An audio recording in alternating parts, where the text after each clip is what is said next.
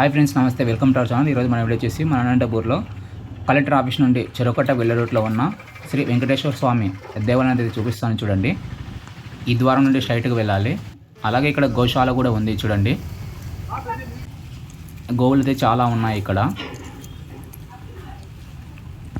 గోశాల నుండి కొంచెం ముందుకు రాగానే దేవాలయం ఉంటుంది. శ్రీ వెంకటేశ్వర స్వామి దేవాలయం చూడండి. బయట ఇలా ఉంది, లోపల చూడండి ఇలా ఉంది. స్వామివారిని అయితే దర్శించుకోండి.